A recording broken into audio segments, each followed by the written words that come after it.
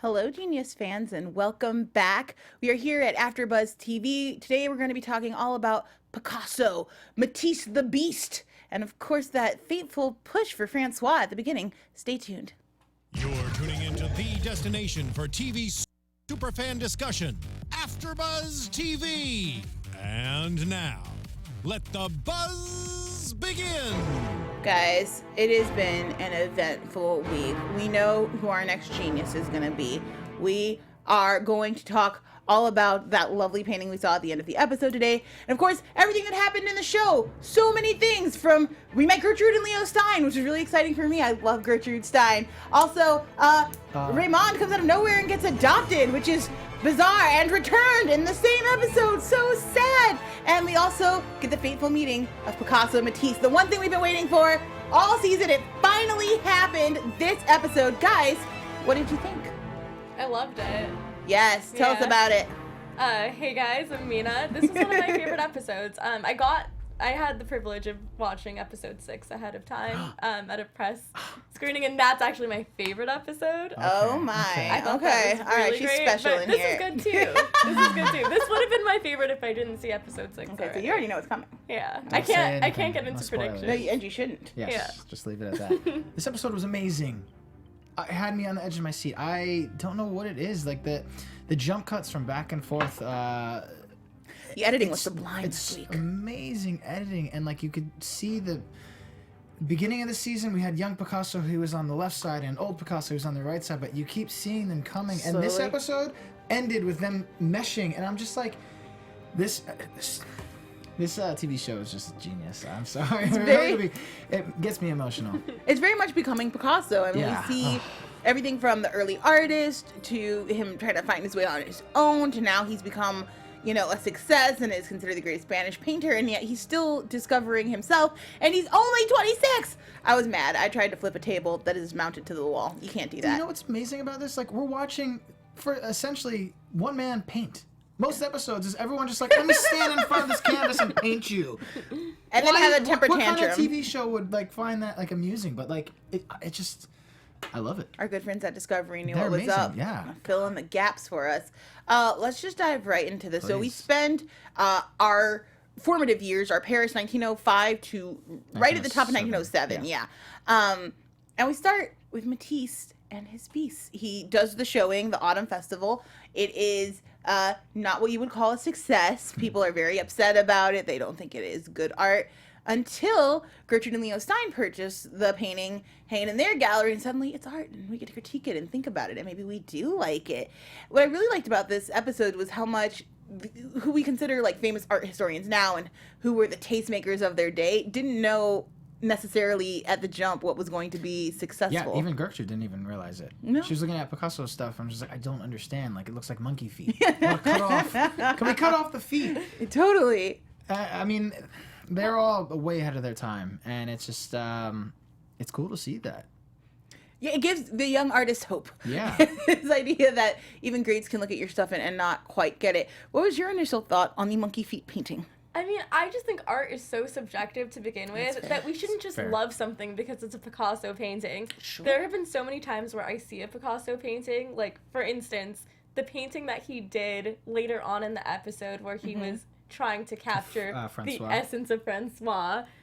And she was so enamored with the painting, and she was like, wow, this is beautiful. I was like, are you joking? Like, this painting is ridiculous. I like, had mixed feelings on that. I don't see the beauty in this painting You at didn't all. like the floating balloon Are you an booths? artist? I hated it. I Are- hated it. Are you like any bit of an artist? Like, have you painted before or drawn or anything? Yeah, at paint night, and I was pretty proud of myself. Paint If night. I may say so, I will share my painting. I gotta say, with you love next that. every time they reveal a painting, and I love how they do it, because it's not right away that we see what Picasso is actually painting. I'm just like, I'm stunned when I get to see it, because a lot of these things, I did not follow Picasso growing up. I like studied art, painted and drew and everything, and took art history, but he was one that kind of brushed over. I wasn't really into it, but like now that I'm diving into who he is and understanding why he's painting what it is, I see a painting and I'm just like, I get goosebumps, and I'm just like, wow. So that picture like floored me. Of the painting of Francois. Yes. because you Not know Ferdinand. the meaning behind it and the love behind it. But if you didn't know it, you wouldn't appreciate it. That's why I'm saying I feel like I could Okay, make any yeah, work of well, art, yeah. and because of my ability to like write a really good paper, or essay, or exposition on something and break something down, I could draw something completely like a lot utterly of the ridiculous. things are like rudimentary, childlike, and Yeah. it looks. You look at it and you're kind of like. I could sell any painting. So this goes really well to the conversation Leo and Gertrude are having at the top of the episode, because Leo is like, look at the art though. Like, look at what he's playing with. Look at how he's stretching things. He's experimenting. Like, I think he says He what, quoted, light like, composition. Yeah, he And tells. that was the old art way of artistry, and he's taking those. And there's an amazing quote from Picasso later on in this episode, which we'll find later. But he's like breaking those rules, Yeah. which is amazing. That's what I do give him credit for. I think if anyone were to paint a Picasso piece nowadays, it wouldn't hold the same like level of, like it wouldn't carry the same weight anymore because it's already been done before. I think what was so interesting about Picasso was that he was a revolutionary. So think he was that's the really first interesting. person to do it. Him Versus and if it Matisse, he were was in already this- done, I don't think it would have You're that completely that right. effect. Like I don't look at his painting and think, wow. Like sometimes I do. I'm gonna take you to see a Picasso in real life, and we'll see if it changed your. Because I'm genuinely curious. Maybe you don't Yeah. like Picasso, and that's completely, that's fair. You don't have to like Picasso. I like Dali. I love the surrealist paintings. And see, and that's totally fair. It might just be a taste thing, but just when you see a Picasso in real life, or at least when I see a Picasso in real life, the Picassos I have seen, like I talked about the Old Man on the Guitar a couple of weeks ago being my favorite Picasso painting. Like when you stand in front of it, like it emotes. Like it's very strange, but it radiates, and I get a feeling of deep sadness and sorrow, but also there's that beautiful like wood grain coloring on the guitar, and it's like you can almost hear the music, and it's like a feeling of hope. And I feel there's one where he painted like his room too, and it's just his room, there's nobody in there, but you could just stare at it for hours, the way the angles go and the lines, and it's just, I really like the way he distorts reality, and I think that's what's interesting to me about Picasso, is that he's showing you something that really exists, but literally through a new pair of eyes. And it's astounding. And I think it's hard to portray those, to get the same feeling That's totally on a screen true. as something might I don't know. be in real life. I get those feelings. I mean, I've never seen a real Picasso in life, but like, I definitely am understanding what you're saying, and like, it's emoting and it's moving and it's changing, and it's just beautiful. It knocks you off your feet because it's something so different than what we're like standard looking at, And I will say this, because like playing on what both of you are saying right now, what they said in a previous episode, Picasso states, art is the lie used to tell the truth. And I think that's so powerful, because that quote was what allowed me to really understand where Picasso was coming from, even if I didn't love all of his paintings, because he takes something and he portrays it in a totally different way so that it's not the physical representation of that object, but rather the emotional representation of how that person or that thing makes him feel. Yes. So that's why he distorts it, and that's why his women become uglier over time, because he always falls out of love with them. And see, I would even I'm disagree okay with that. with- If you look at the painting he did of Dora, it's called The Crying Woman. I think Have you they see, featured it? Yeah, there was the one where she was like, "Do you really think I'm so ugly?" Oh yeah. Yeah. And her nose is like. Yeah, but it's also like black and white around here. It's almost Yeah. like an X-ray of like trying to like, why are you crying? Like, what is wrong? And because I was looking at it again last night, and I was thinking like, to me it showed the duality of like her mental illness. Like there's all this beautiful swirl of color on top. Her eyes are so sad, which at You least saw the way the something actress is before portraying it it here, happened. like Yeah. it's happening, but you see the breakdown coming through her mouth. The lies that she's always telling. Like I really like Picasso, guys. I'm not gonna lie. And I think It's a that love-hate, I'm sure, because there's a few things he did in this episode. we will that get was into a his little bit like, personality, whoa. and we'll talk a lot more Show him about true signs of a genius. I think We're gonna start talking a lot more. separating the art from the artist right now. that part. There you That go. part. Yeah. An artist I will always love and admire is our founder, Maria Menounos, and she has something really new and exciting for you guys. She does. Guys, you want to have fun, learn and grow in all areas of your life? For those of you who do, have we got a podcast for you. Conversations with Maria Menounos podcast edition is hosted by our AFTERBUZZ TV founder and drops every Friday and on iTunes. Conversations with Maria Menounos features celebrity and influencer interviews along with secrets and tips on how to be better in all aspects of life. From health and wealth to career, relationships, finances, and more, let our Maria be the big sister you've always wanted. Just go to iTunes and subscribe to Conversations with Maria Menounos for free. Be sure to rate and comment, and when you do, let Maria know that it was us, the Genius panel, that sent you there. Conversations with Maria Menounos, podcast edition. Check it out. Guys, if you haven't listened to it yet, you really should. It's really good. It comes out this Friday. I really like her interview style. I've been adapting and taking some tips. Somebody who was maybe not so good at taking tips, Gertrude, who paved her own path. She later, in the 1920s, when you have a lot of, like, F. Scott Fitzgerald, oh my gosh, who was his best friend? Think of the other one.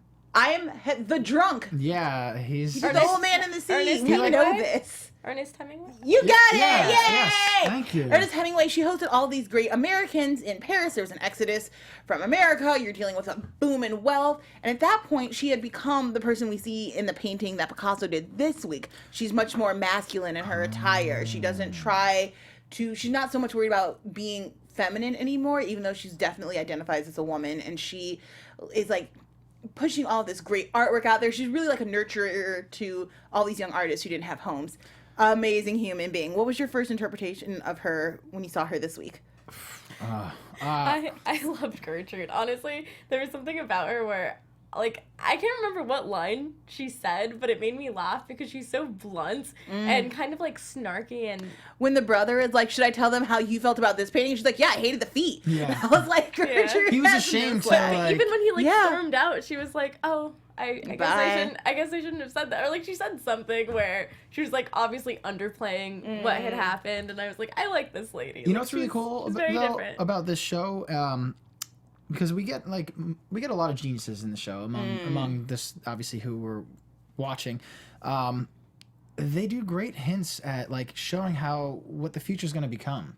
She's standing there with Henri. Is that how you say his name? Henri, yeah. Henri. Henri Matisse Henri, if you're in France. She's standing there with her brother, and, like, there's this conversation going on between the men, and she's like, I'm right here. Like, most women would just kind of stand, like, in time, would just, like, stand there and, like, okay. But she's, like, trying to break the mold. And it's a nice foreshadow to, I guess, because I didn't know who she was, to what she becomes later on, and what Picasso said, what you'll become, how he, like, mentioned, like, you will become what this painting is. Almost like he saw the future, which I know he didn't, but... But that's what we're saying. It's like, or at least what I was trying to say earlier, like, in his work, I think he's seeing the truth in people. Yeah. And then when he's talking about painting, he's like, I want to paint the truth. Like, I don't want to paint the stereotypical female form, as Matisse was talking about. I want to paint what's really there. I'll paint lumpy butts. Sometimes butts are lumpy. Lumpy butts. Gertrude, of course, then introduces him to Matisse and starts this rivalry between the two of them. I thought that was amazing. She knew exactly what she just... And I don't know why it took him so long to catch on. It was like, what, one or two paintings afterwards? It's like, I know what you're doing. Like, finally! Catch up, bro! Come on! Yeah. What did you think about Picasso really going for the gusto in that rivalry? There didn't seem to be any backing off for him. I liked it. I felt like Matisse was definitely a better sport about things. Except there was a moment in time where Matisse was like, yeah, you know, he like totally insult complimented him. Where he was like, yeah, your painting was phenomenal. Your painting of Gertrude, that portrait, it was great. You know, it kind of reminds me of like this thing that I had, like the African sculpture, blah, blah, blah. Like, I knew you drew your inspiration from it, but that's fine. Artists always inspire each other. And then Picasso We're meant to inspire each other, he said. Picasso just can't handle that little jab to his ego. I thought there was a lot of interesting things being brought up in that moment. So first we have this idea of like, look, I know you're competing against me, and we have the same benefactor essentially, so it's kind of dangerous territory should she proclaim one of them superior, which I think was in Gertrude's nature, but in the moment I don't think either artist really recognizes that. They're both kind of not making a lot of money, even though they're celebrated. They're still kind of on the rise. And so the competition to them probably feels more like life and death as opposed to like, let's just see who can make a better painting this week. Yeah. On top of that, that's interesting. So Iberia is not that far from Africa. And if you're looking at centuries old stuff when you're nomads and not like barred by actual borders, the sculptures are similar. Yeah. In the elongated faces and the way they shape the noses. But it's so even if you're not inspired directly by the African art, like, the Iberians and like would have been close and creating similar styles of art and developing off of each other anyway. So I thought it was funny that he wanted to deny it when it was to us very easy to see that like there are similarities there. But that happens all the time. That happens in the modern day. That happened before. That happens when people say, "Oh, I'm not Persian. I'm Arab." Like people will say stuff like that because there is a difference there. But it's like, okay, we're neighbors. Like there's like a border that was arbitrarily drawn to divide two countries. It's like when people say, "I'm Syrian. I'm not Lebanese," and it's like, well, it used to be part of one big area, and like obviously these lines were drawn arbitrarily by humans. So like I get it, but I also don't understand it because at the end of the day, like there's so much overlap in cultural influence anyway. What I liked out of this like little segment, which we found out a little bit later, the ages of Picasso and Matisse. Yes. What is so interesting is the fact that like Matisse is 26 and Picasso is 26 and Matisse is 35. Matisse is more mature, where like he's like, yeah, I went to Africa, or I went to the African section at the Louvre, and I see these sculptures, and it influenced me. And Picasso is just like so in his head. He's like, he doesn't see that like he's looking at things also to inspire him. And like, yeah, that the sculpture might have like got him to like have that inspiration. But did you catch when he walked into the Louvre and he was looking at that old man, and the old man pretty much has the same exact position as Gertrude? And it's like, dude, you're doing exactly what you're saying. I didn't catch that. Good eyes, Zach. Yeah, so he was the old man, and it like zoomed in on his keys or something. He was like holding, and it was just so interesting because then that was the form. Oh, the painting Gertrude, he was looking at. Yes. And it's just like, dude, you were looking at everything around you, and you're taking it from you. Like, take it as a compliment. Matisse is like saying you did a good work. There was a point where I thought Matisse was very humble and was just like, you're an amazing artist. Like we differ. We're from different worlds. You know, Matisse is from France. Yeah. He's like, I'm from France, you're from Spain. We have different styles, but, you know, we're somehow a rival. And, like, he was humbled by him. He, like, actually was cool with meeting him. And then, what did Picasso say? He said he's so egotistical, or he said he was something that was so wrong. And I was like, no, Leo is acting like this. Oh, yeah. It's something akin to judgmental. Like, he's degrading my work, and it's so hard. He said and condescending. Condescending, And he wasn't at all. No. I thought there could have been a beautiful friendship there. And he just, like, spat in his face and ruined it. Well, and it's clear that later they do develop that friendship when he takes Francois to see Matisse in the future. Yeah. That was very heartwarming. That was Matisse? Yeah. I thought that was Henri. Same person. Henri Matisse. Henri Matisse. Yeah. Well, it was Matisse, yeah. I'm getting confused now. I thought Henri was the old man that he walked in. Gertrude's brother? No, that was Leo. I thought Henri was the guy that was selling his paintings for like a low cost. No. That's we met him several episodes ago. Yeah, and he was in a few of the beginning segments. Yes, he was. Yeah. Not Brock, not Gary, something. But no, okay, the old guy was the whole time I thought. Matisse. Okay. Yeah. Cool. Because he that says makes to the so girl, much more sense then. Yeah, he says to Francois like, you're actually her favorite painter, not me. Gotcha. So while all of this is going on with Gertrude and Leo and selling the paintings, and where are they going to end up between Matisse and Picasso? Picasso's dealing with Fernand.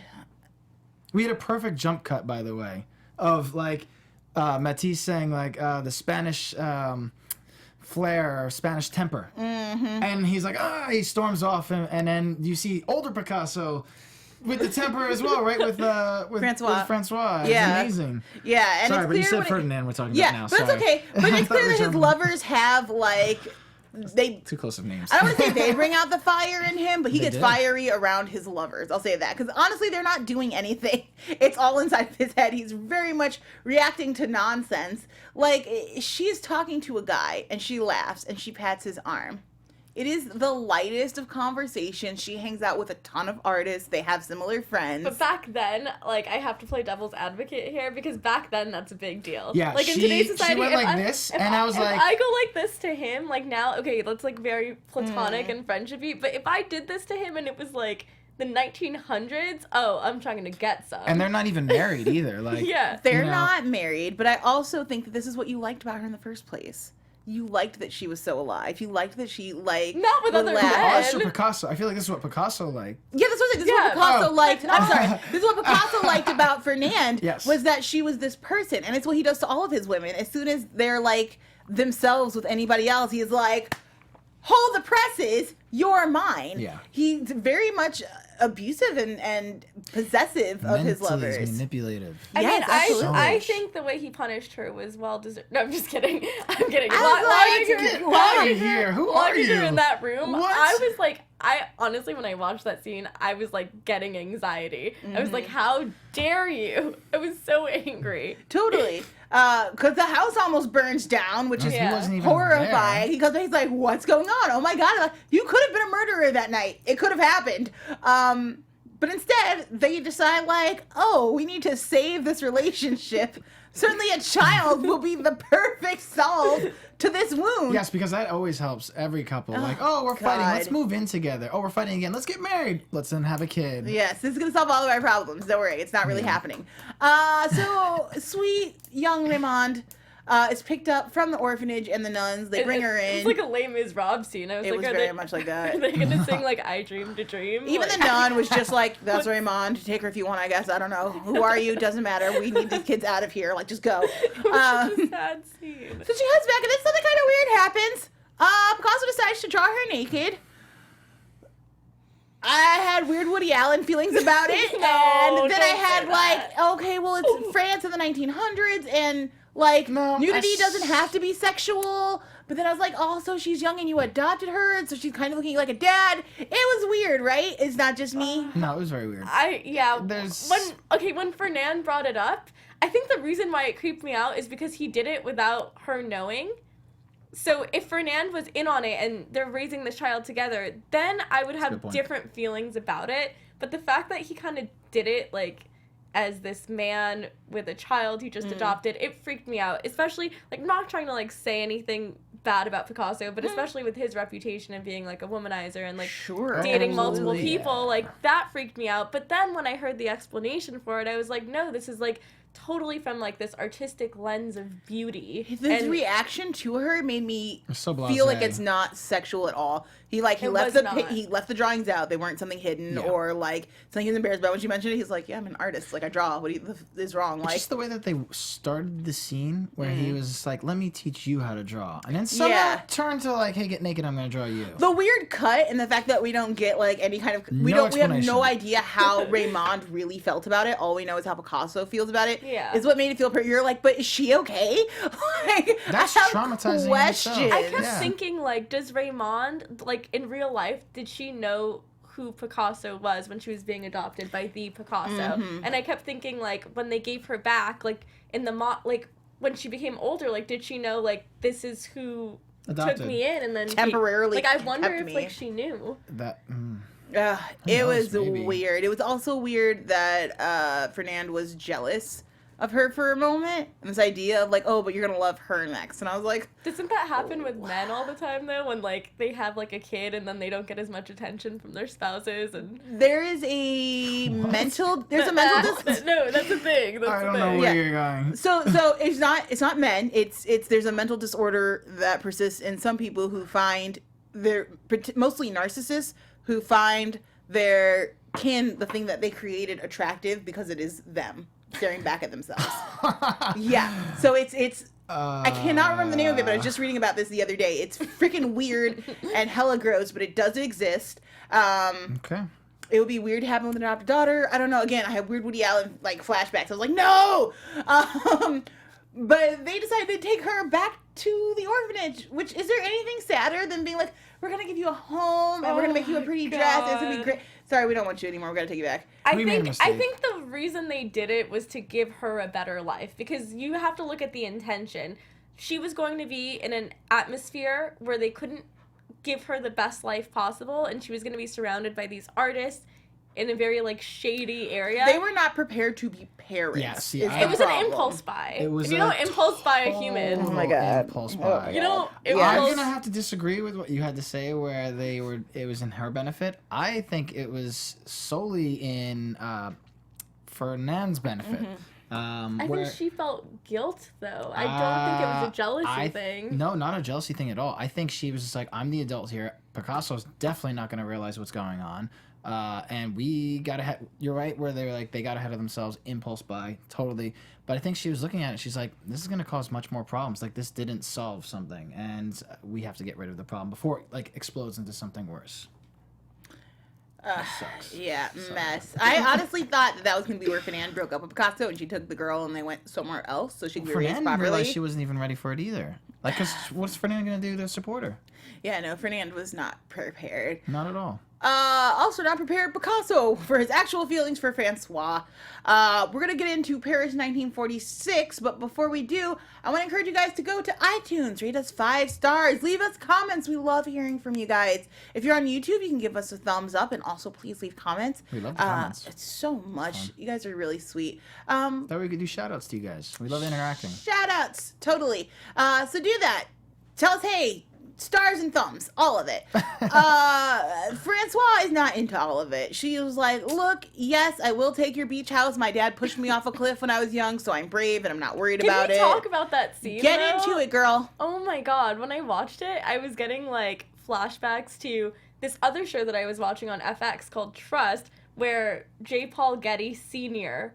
pushes his grandson into the ocean because he's like, Grandpa, will you teach me how to swim? He's like, I don't think you're prepared for that. He's like, no, really, I want to learn. He's like, all right, and pushes him in. And I'm just like, I guess this is like this very like novel way of parenting where it's like, oh, sink or swim. I think the idea often with swimming, and especially teaching young children to swim, it's like, I don't want you to be afraid of anything, and I know that this water is going to bring you right back to the top. And I'm here if you need anything.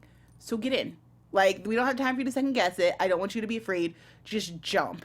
And it came from the lens of, like, you're a woman. Things are difficult for women in today's society. So much has changed since then, right? He was kind of looking out for her, though. Yeah. I feel like that was kind of, like, a little bit sentimental. I'm like, oh, you, like, realize how women are treated and you kind of want your, like, daughter to have a better life. Like, that's cool. I like the comparisons to her father and Picasso. This idea of, I love you so much and I want to give you the world, but you need to appreciate the world in the way that I perceive it. So, like, he's like, I gave you everything. You were going to be a lawyer. Well, I'm going to be a painter. How dare you? You insult me. Well, Goodbye. You told me I could be anything I wanted to be. Anything. I chose painting. It's not ridiculous. Like, it's funny to me how people can try to own people when they think they're giving them freedom. Like, I made you. Yeah. So you're indebted to me because I made you, and I made you to be independent as long as you're loyal to me and me only. That's what it feels That's exactly like. what it is. And it's kind of what's happening with her and Picasso. So she takes his Spanish house. She's like, yeah, well, I'll stay here. I'll bring my friend Genevieve, who's a real one. Picasso's freaking off his rocker. And it's like, she writes him a note and says, you know, I'm having a really good time. You don't have to worry about coming. And he was like, what does she mean she doesn't want me? It's been weeks. She's at my place. So he storms up there, super mad, and hits on Genevieve. What was that about? To make her jealous. He wasn't sure what was going on. He couldn't It was put two both. and two together. It was two things. It wasn't just to make her jealous. He's like, well, at least I'm going to get some over here. I think he still would have enjoyed it, and he still totally would have wants enjoyed to feel like he can get someone to kind of, like, be into him. That's it's interesting. An ego thing. I think you're right that he's an old guy. He's chasing after a much younger girl. Am I being played? What kind of things are happening here, and why doesn't she reciprocate the way women have always reciprocated for him? That's really interesting. I missed that. Yeah, well, it's funny because he said something along the line. He did say, he's like, oh, he was making excuses. Like, oh, I did it because I wanted her to leave, and I was trying to make you... I wanted to offend her so that she'd leave, so it would just be you and me alone. And That's just like, that's such a bold-faced lie. Sir, we can all see you. Yeah. Just like last week when he called her a child, and she was like... Really, sir? Me in this situation? You're crazy. To make it up, though, he takes her to see her favorite painter, Old Man Matisse. I thought that was so sweet. It was so cute the way they were battling about like how they would paint her and stuff. And somehow that turned out not to be sleazy. Good job, writers. Because at one point I was like, is it? And I'm like, no, they're really talking about it. Like, kind of just, she's right there. But they don't talk about her body. No. They talk about like, I would paint her hair green to go with this color. He's like, of course you would choose that color. You're a doofus. Yeah. It's obviously purple, along with the blue stuff. Like, it was very much from an art perspective. Wait, let me ask you, who said green? Because I was writing something. Matisse said green. And then Picasso said purple. Yeah, a green hair, and then he was like, you would paint her like blue or something to match the tiles on the floor. I can't remember the exact color. Because of the Picasso's painting rose. actually was like purple and blue. It was. Okay, cool. Coming out of Picasso's blue period. So that's really, I liked that whole dynamic. I like that we know that they're going to be friends eventually, especially because I think Picasso falls into that beast category later. And there is still that, like, playful rivalry. It's not, there's no animosity, but there's still fierce competition there. Totally. The love is real. They go for a walk on the beach. It's like all nice. They're flirty. Beautiful moment. Oh my god. And then ruins Picasso being the loon. I think what Picasso really likes is a sense of like those blurred lines. Yeah. Like I think that's where he really, I mean, he even says, like, I want to provoke. Like that's what my art needs to do. I think he wants to do the same with her. I honestly don't think he would have burned her. But I think he was looking for a Dora who would have stepped closer to, like, that's what he's been dealing looking with. for a reaction from her, and she's like, didn't do anything, and he's just like, what do I do next? What does like, that mean? I can't. I don't know. If I go any further, I'm actually gonna burn you. That's not what I want. And he plays it off. He's like, oh, you That's French a don't know how to joke. joke. I love his jokes. They're pretty funny. Yeah, and then they're But scary, but then also Yeah. funny. Like It's just funny how he approaches it, and he's like, oh, but it's just because you're French. You guys don't understand jokes. She says that she's still in love with him. She tells her grandmother, like, I know you think I'm crazy, but I really feel like That I was love a nice this little guy. scene. I like that. Yeah, and so she decides to leave him.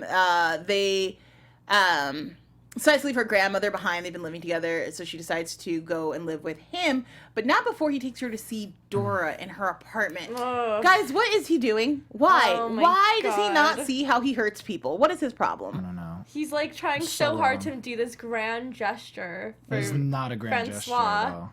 where he completely fails to take into consideration Dora's feelings because Dora is dirt and means nothing to him at this point.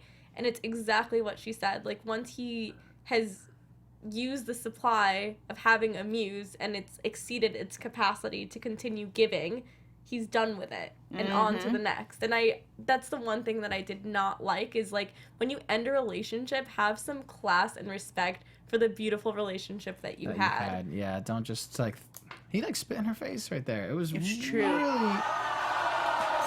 But she got back at him so good. She was like, Good, so yeah. just so you know, Picasso can't love. He's like, He's never bro, loved anybody. what? Oh my reaction? God, that I was like, it you're was the like most that. He was like- clueless human. He was like, why would you do this? He's like, I brought her here to love her That was because you're such a great just look. so damn disrespectful. I think Genevieve was right when she said you're headed for disaster. I don't think this ends well. Our boy told us last week that also, you know, Picasso, I don't need to see the future to know that you're going to ruin it with this young lady. That's just what you do. Yep. But it did bring out a new style of art in him. We saw 2 new styles of art today, which I'll be interested to see if they start comparing those styles. Now, I have to do more research to figure out what the new style behind Francois is and what it all means. But we've got our first taste of Cubism this week, and that brings us to our very special segment, which is our painting of the week. Let's take a look. Yes, Les Domiciles d'Avion. It is the repeating of Fernand. With the African mask. Mm-hmm. Yeah. What do you guys think of it? I loved it. When I saw the reveal of it, I was taken back by it, and it was interesting the jump cuts that they had of how, like, his perception of how he was painting it, which made The way it they even, distorted the faces they distorted digitally. the faces, yeah, and, like, you could kind of see what the painting would have been if he kind of went with the norm of what, you know, like, standard painting was then. I'm so happy that, like, he had this, like, urge to be different, because the painting would have just been like another, like, painting of, like, naked the same lady. Like, yeah, it's beautiful, you know how to paint what's in front of you, but this is just like, it's distorting reality. I loved his description of, like, once he saw the paintings, he has this epiphany as he's looking at the African paintings that he's not trying to capture beauty, but the ugliness behind the truth. Yeah. He then later says that what he likes about Francois is she sees the beauty beneath his ugliness. That's abusive behavior, ladies. Don't stay around for that. But it does change the way he starts painting. Then we get that crazy reaction from the Steins are there. Poliano is there. Yeah, everyone. And they all hate it. Even Francois Fernand. And yeah, you're so Oh, close. I will It's okay. get it by the end of the season. Fernand was the most hurt by all this, and I can't. Yeah. I'm still trying. How did you guys perceive that scene? Because I don't know if she took it personally, where she's like, you painted me and this is how you see me. And like, you really did make it so that, what did she say? You wanted to offend and that's Offend what you got. yeah, and that's what happened. But like, I don't know if she was like talking to like the group of people or herself as well. I think Fernanda's done with this relationship and is upset that more isn't happening to save it. It was my perception. Like, she wanted the kid, but then he wasn't really there to support the child at all. Yeah. You know, he doesn't trust her when they're out. And now this painting, which is the visual representation of her, disgusts people. Like, it's a lot of emotional things to take on one right after the other. I think she's just ready to be done. Yeah. So we'll see how that explodes. Picasso is always there for like that grand gesture, but not for the follow through. So he's always like that type of person to come in and be like, I love you, like you are everything to me. But it's like, what about the small things in between? Because when you really think about relationships and love and life, it's about the small acts of service. It's not about the one grand gesture that compensates for everything. And that's all he was doing, was grandiose gestures. Yeah, and like, but you need love every day. No, I'm totally on board with what you're saying. I mean, it was awesome because we got to see young Picasso finally unravel, and this is what in the beginning of the show how I said, like, we saw the overlap of who Picasso young and old, like how they met and became what he is as an older person. We see him say these lines like, I love you, just please help me change me, or something along those lines. Help me change. Help me change. And then you realize this is where it started. Yeah. This is the first moment where like he can never go back, where he has done this throughout his entire life on repeat and has never ever learned his lesson. Where with Francois, we have her on the bridge, he's like, I'll throw you in the water. She's like, go ahead, I could swim. And he's like, I'm sorry, I love you, but let me change. Almost verbatim, I think he said the same exact thing. They said to Ferdinand, which is awesome that they paired those two scenes together. Once again, I think we're getting a lot of him being the old and the new, and again, as you mentioned at the beginning, how they're merging together. We had to move on. So our fan of the week this week is Skater, who left a comment on our YouTube page. Thank you so much. They say, I love that you compare and contrast this season with Genius Einstein, which I watched last year. I was surprised to see Samantha Coley on the cast again. It's interesting to see Samantha in a different role. Truly it is. Thank you for commenting, Skater. And remember, guys, you can always leave a comment. We really do love hearing from you guys. Oh, we have a new song. Look at that. Hey, congratulations, Skater. And Skater, did you happen to notice the little throwback in the episode where Picasso actually kind of complimented? It was like a backhand compliment to Einstein. I didn't just stated a fact. You said you have to create to destroy. And then Einstein, he's like, just like Einstein with Hiroshima. Yeah. I love that throwback. It was a very kind lovely nod, wink nod to the previous season. Let's get into some news and gossip. Ooh, we have some cool AfterBuzz TV News. Yes. Take it away, Mina. Yeah, so I know you guys have all been waiting for the moment where we announce who the next genius of season 3 will be. And lucky for us, it is going to be a female author. Yay! Much needed. It is going to be Mary Shelley, who, the famous author who created Frankenstein. I'm super excited for that. I am also very excited. It'll be intriguing because we know mental illness is the thing we've been dealing with all seasons, predominantly in the women and maybe unchecked in the guys, and much more.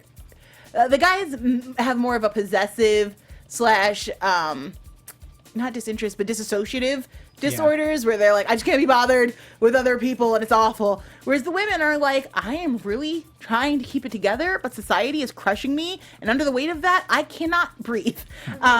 Which we know that Mary Shelley dealt with. She was a recluse later in her life. She wrote Frankenstein when she was 20.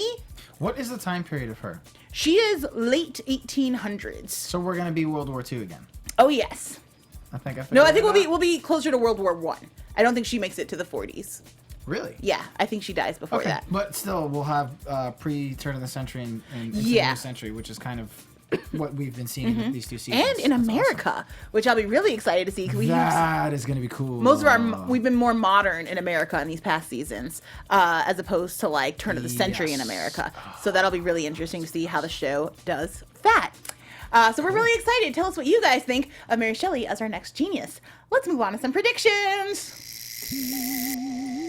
And now, your AfterBuzz TV predictions. All right.